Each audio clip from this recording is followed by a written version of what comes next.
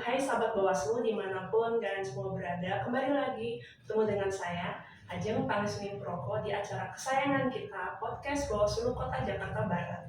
Hari ini kita kedatangan tamu yang luar biasa dan menginspirasi, yang podcastnya kemarin sering kita lihat dan ini hadir kembali, yaitu anggota Bawaslu Kota Jakarta Barat perempuan satu-satunya, Ibu Fitriani.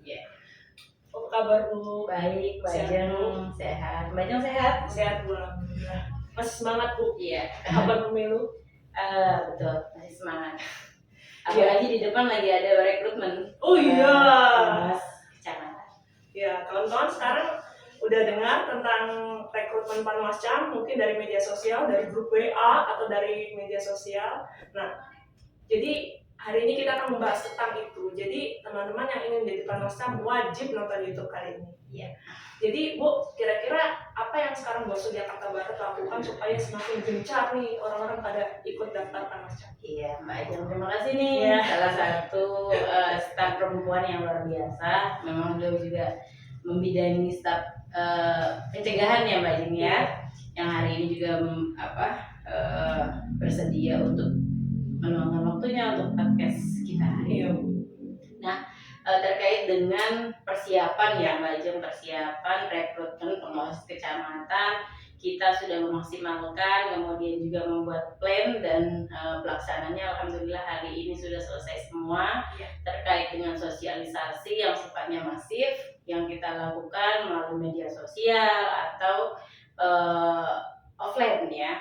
Offline-nya contohnya ada beberapa spanduk flyer yang sudah kita pasang, kita juga letakkan di tempat-tempat yang kira-kira bisa dijangkau oleh masyarakat Mbak Ajeng, yang tentunya nanti memudahkan masyarakat untuk membaca informasi terkait dengan rekrutmen pengawas kecamatan. Nah, ini kita coba masifkan sosialisasi ini di 8 kecamatan se-Jakarta Barat Mbak Ajeng dan 56 kelurahan se-Jakarta Barat.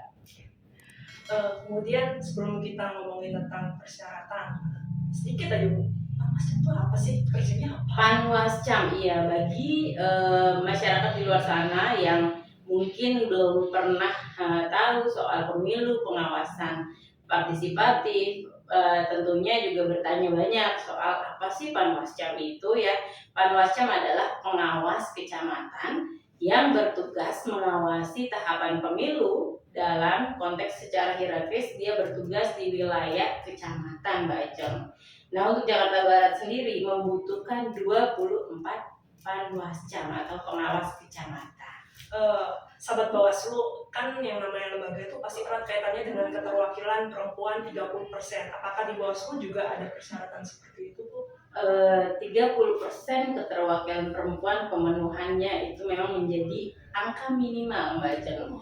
Jadi bisa nggak Mbak Fitri atau Bu Fitri di atas 30% keterwakilannya sebagai penyelenggara pemilu? Bisa, sangat bisa. Jadi minimal nanti di tiap kecamatan itu ada perempuannya ya. Ini harapan ke depan karena memang di pemilu 2019 hanya beberapa kecamatan saja Panwas kecamatannya perempuannya ya. Nanti mudah-mudahan bisa di 8 kecamatan ada masing-masing perempuannya. Amin ya Bu, kalau bisa. Jadi di Panwas kelurahan dan Panwas kecamatan angkanya masih di bawah antara 23%. Angkanya masih di bawah 30% keterlibatan perempuannya di pemilu 2019.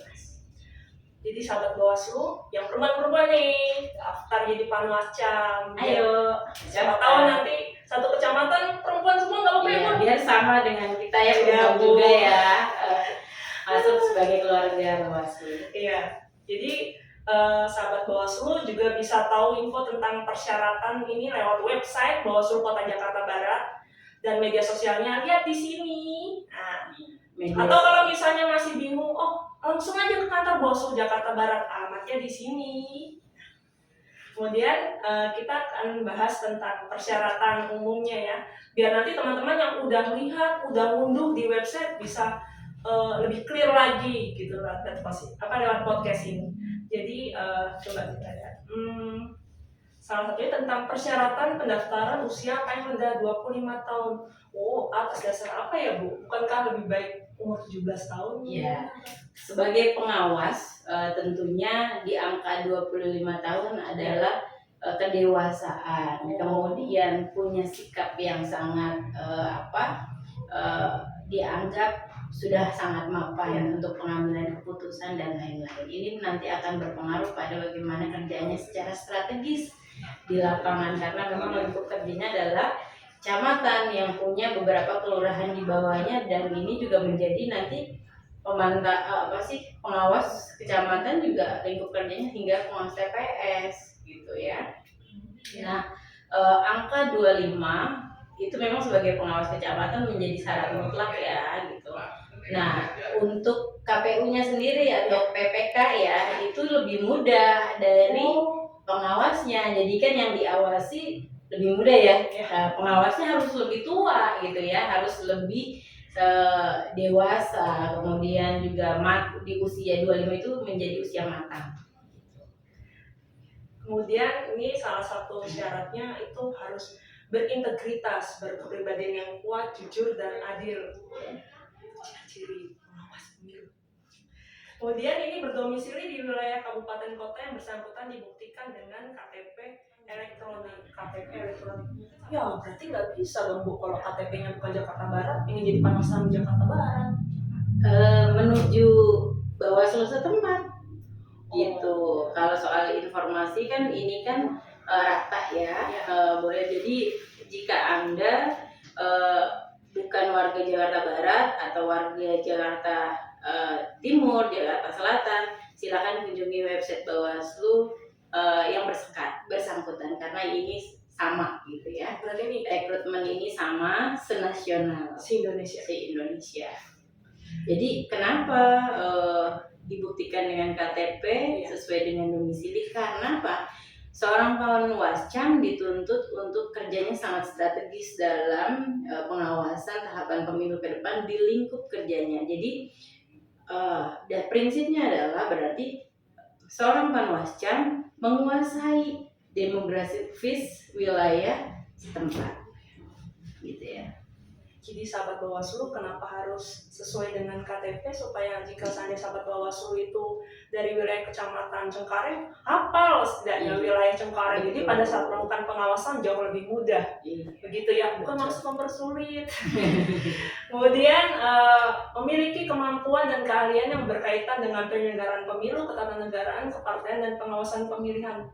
Ya, berarti yang belum pernah jadi pengawas pemilu ini dong nggak bisa daftar.